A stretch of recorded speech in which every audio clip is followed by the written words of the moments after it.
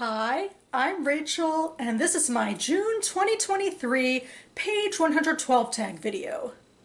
So the page 112 tag was brought to BookTube by Sean the Book Maniac. He based it off of a French literary prize wherein they comprised the long list of said prize of novels solely by reading page 112 of the books in contention. So that's about the middle of an average novel length. It's supposed to be beyond all of the polished pages for an editor where you get to the real gritty writing. And without the context of the rest of the story, you can only judge the book based on the writing on that page. So I have been using this tag each month since COVID times to tackle my physical unread shelves. Taking some books off per month as I also add more on. I have this handy dandy books and cats mug with pieces of paper in it. These pieces of paper are titles on my physical shelves that I have acquired in 2022 or before. I go ahead and I pick out 3 of these titles at random here on camera. Then I read page 112 with you on camera and discuss the merits of each page and ultimately choose one of those books to add to my month's TBR.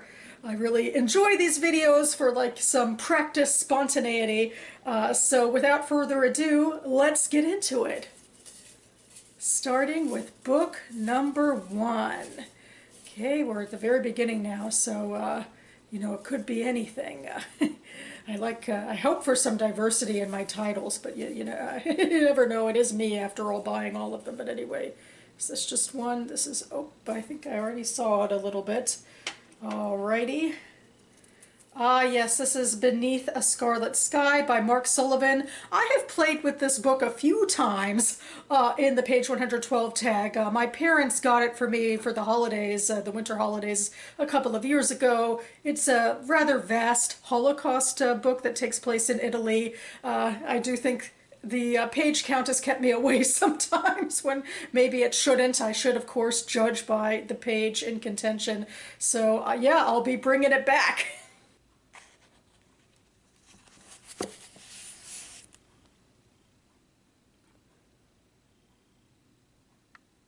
All right, going for book number 2. Maybe we could get some contemporary fiction, perhaps, to balance out historical.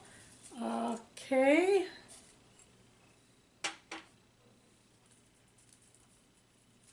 Ruby by Karen D. McIntyre. No, we are still in historical fiction, somewhat different historical fiction in a lot of ways. I believe I think this takes place earlier in the 20th century. I have also played with this one on the page 112 tag before, so I feel like I should remember, but of course I'll be revisiting it.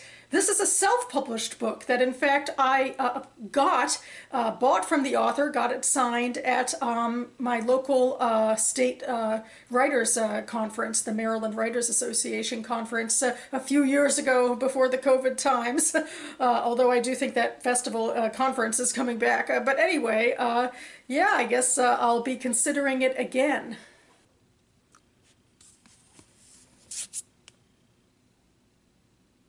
And finally, for book number 3, maybe some short stories, maybe some spec fic, although I don't really have a lot of that in here, so, Okay, I'm just trying to grab something. Here we go.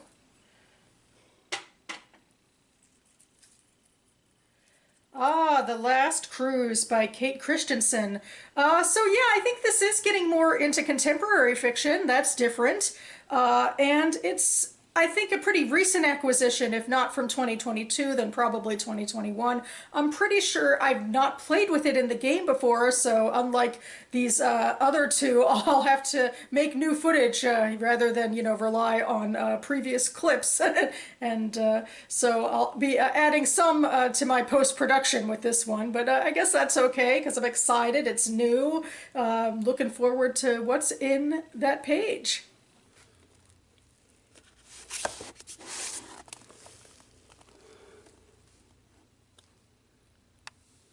So yeah, without further ado, you've seen me pick out these books. Now I actually will read them on my own to kind of gather my own thoughts, but I will be back soon to share with you, so stay tuned. Okay, I'm back and ready, I hope, to discuss these three books with you. Starting with book number 1, Beneath a Scarlet Sky by Mark Sullivan. Pino thought about the massacre in Mena, when the Nazis machine-gunned the Jews in the lake. He felt sick and helpless. Your husband, he must have been a brave man. Mrs. Napolitano wept and nodded. Beyond brave. After she regained her composure, she dabbed a handkerchief to her eyes and in a hoarse voice said, "Father Ray said you two will take me to Switzerland." "Yes, but with this snow it won't be easy." "Nothing in life worth doing is easy," the violinist said. Pino looked down at her shoes, low black pumps. "Did you climb up here in those?" "I wrapped them in pieces of a baby blanket. I still have them." "They won't work," Pino said. "Not where we're going." "It's all I have," she said. "We'll find you boots among the boys. What size are you?" Mrs. Napolitano told him. By afternoon, Mimo had found a pair and rubbed the leather with a mixture of pine tar and oil to make the boots waterproof. He'd also gotten her wool pants to wear beneath her dress, and an overcoat, and a wool hat and mittens. "Here," Father Ray said, handing out white pillow sacks with holes cut out for shoulders and heads. "Wear these." "Why?" Mrs. Napolitano asked. "The way you're going is exposed in several places. Someone from far down on the valley floor might see your dark clothes, but with these you'll blend into the snow." Accompanying Mrs. Napolitano was the D'Angelo family, Peter and Liza, the parents, and 7-year-old Anthony and his 9-year-old sister Judith. From Abruzzi, they were physically fit from a lifetime of farming and climbing in the mountains south of Rome. Mrs. Napolitano, however, had spent much of her life indoors and sitting down playing the violin. She said she walked everywhere in Milan, rarely taking the trolley, but Pino could tell from her breathing at Casa Alpina that the climb was going to be an ordeal for her and for him. Well, that was arresting stuff. I'm remembering now that I knew from what my parents said that the book took place in Rome, and I believe the main character is someone who starts working for the resistance. Surely in this scene, the main character, this Pino character anyway, is working to smuggle people out of occupied Italy, because it is dangerous in World War II, especially for Jews and other undesirables. It seems from that passage that Mrs. Napolitano's husband could have been Jewish, or at least Pino was connecting him to murdered Jews. This is the sort of scene I think that you don't need to have a lot of work done to it really to be compelling, because it's a survival story. So most people, at least, on an external level, would, have some adrenaline invested in, oh, so are they going to survive? Are they going to make it? This particular page asks certain survival questions that we might have, like, what do we do about inclement weather, and the types of shoes to wear, and the ways to blend in when, you have to sneak out of a country, and how different types of people will do on the terrain. Mrs. Napolitano seems to be an indoorsy person, and they're assuming it's going to be a bit of a struggle, but the other family they're with is more outdoorsy. So yeah, I mean, externally speaking, you don't have to do a lot to make this compelling. I do think the writing does well enough. It conveys the information, in a straightforward manner. It also gives a little time for emotional beats, but obviously not too much because, we're in a, a hurry plot mode right here, right now. So yeah, this could be good stuff. Book number 2 is Ruby by Karen D. McIntyre. If you want to bid on a girl, write your bid on a piece of paper, seal it up, and put the girl's number on the envelope. In the morning, I'll unseal the envelopes, and the highest bidder wins the girl. We clear? Sure, seems fair, one said. I think I'll get acquainted with this one right now, another said as he dragged one of the girls from the room. Joe barked at Ruby, Gimp, supper at 6 o'clock, now go. As Ruby turned to leave, she noticed Doris watching her. It was then that Ruby realized Doris had observed the whole introduction of the girls and the demeaning inspection process, but had not participated. This seemed odd, but then again, who knew what was normal for these sort of people? As the men left with their choice of girls for the afternoon, Ruby noticed that Joe and Ray had stayed behind to talk to Doris. You didn't try to claim one of the girls. Gotta wonder why, Ray asked. Oh, I'm pretty sure I know exactly who I want. You'll just have to wait till morning to find out, Doris answered, laughing. Okay, off the bat, I'm doing all of this projection stuff that I shouldn't be, because this kind of feels like a brothel scene in that men are taking women away for the afternoon after a demeaning process of some sort, and there's some bidding process as well, although it doesn't necessarily seem to be connected to the men dragging women away at this particular moment. It's a somewhat confusing scene, I guess, although perhaps context would have made it clearer. It also seems like Ruby is not one of the girls, but she works for this establishment or something, and is also referred to in a derogatory term regarding physical ability. I think the most intriguing thing is that this character Doris seems to be in on the betting, which, you know, when I think of Doris, I think of a woman's name and a woman who doesn't usually bet on girls with a bunch of men for whatever, but that's somewhat intriguing. But overall, I guess I found this writing to be a little bit murky and didn't necessarily stand out to me much, beyond, I guess, the shock value of whatever it is they're doing here.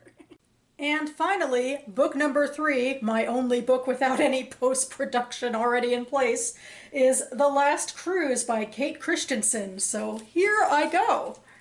I'm actually reading from page 111 because, as you can see, page 112 is just the tiny bit of a top of a page for the end of a chapter. So I felt like page 111 would give us that en media res feel. So, Wee Chef, Mick, jubilant, watched him walk away, then turned back to the duck l'orange he was working on for tomorrow's home cooking night in the restaurant, to be offered along with the beef bourguignon and paella, a dish Mick loathed both to eat and to cook because it was complicated and labor-intensive, and in the end a waste of good seafood, because the rice just took over. But luckily the guys on the fish station were in charge of it. "What the fuck did he want?" Consuelo asked when Chef was out of earshot. The question was rhetorical. She had heard every word. "More lobster thermidor," said Mick. "Get ready to outdo the last one." "We're meat, not seafood," she said, tipping a tray of roasted bones into a hotel pan in a hollow clattering rush. "Not for the captain's table dinner. He also wants filet mignon with red wine reduction." She grunted. "Easiest thing in the world." "Then it's yours," he said. She cocked her hip against the counter edge and folded her arms and fixed Mick with a sideways hooded glare. "So you're his butt boy," she muttered. "What?" said Nick. "Nothing," she said. "Congratulations." "No," he said, advancing toward her, making her back up to get away from him. He stopped when they hit the end of the station. His face was right in hers. "You do not talk to me like that on my station." He held his face close to hers, so close their breath commingled in the short air between them. His eyes pinned hers. She stared back at him. Her irises were the color of cinnamon, reddish-brown, flecked with the pale gold of ginger. He could smell that scent she wore, very slightly rising in fumes from her warm neck, emanating from the thrum of her elevated pulse. It had no effect on him here. He felt clear, unconflicted. He was management. So be it. That was how you moved up in the world. You took opportunities when they came, and you acted with authority when you had to. "Do you understand me?" he said, his voice even. "I want an answer." So yeah, I really like this. I think maybe part of the reason is I'm a manager myself, so it was really interesting to look at that scene through that lens. I don't know much about cooking at all.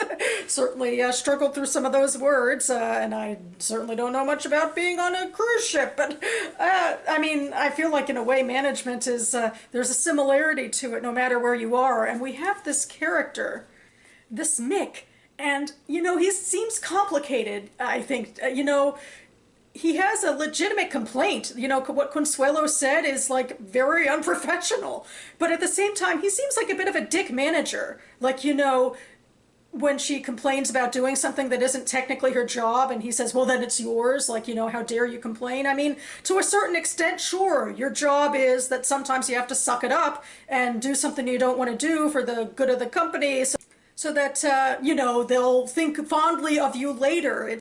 It ultimately comes back to your self-interest, too, to look good in a job, unless, of course, the job really is a horrible job and you should get out of it. And maybe that is that for this for Consuelo. Yeah, I mean, it's just really interesting, you know, professional relationship at play. And, you know, at parts. I feel like Mick has a point and he shouldn't be spoken to that way, and he has to do, delicate work and, do his job. But at the same time, he probably could have handled it better. He probably could have been more sympathetic to the fact that this was pushed on her. And, cultivated a better, work environment between him and his peers. But instead, he does seem like he is focused more on himself and getting ahead. So that's, this is a fascinating, interaction and relationship. And, it's work related too. It's one of those things I'm not sure we always get enough in literary fiction, I think, the work relationship, and probably here it's aided in part by it's such a unique or interesting work environment. But I don't know even how much these two characters feature in the rest of the story, but yeah, it really grabbed me as a manager myself. I do not want to be like Mick. But yeah, okay, this book is definitely a contender. I feel like going off of what you heard me say before, Ruby is the one that I can most easily put aside, that the writing is the most coarse. I mean, all of these books are ultimately on my TBR. I don't tend to get rid of books that easily, so sooner or later I will get to this book, but it won't be now. So that leaves me with a choice between these two. We have The Last Cruise and Beneath a Scarlet Sky, and both, I think, had some really good, strong points. And the reason I might be leaning a little toward Beneath a Scarlet Sky is because I've played with it multiple times and it's so easy to, discard it because of the page length rather than what's on the page. I mean, I know I would ultimately get to this, like with the last book. It is on my TBR, so once it reaches the top, I'd have to read it anyway. But why not just jump the gun and read it now? I mean, yeah, I've had it in my possession for a couple of years. My parents gifted it to me. They'd probably be curious to know what I thought. In fact, they're actually in Italy right now as I'm filming this. They're in Florence. Not that, that necessarily has anything to do with whether I should read a book or not.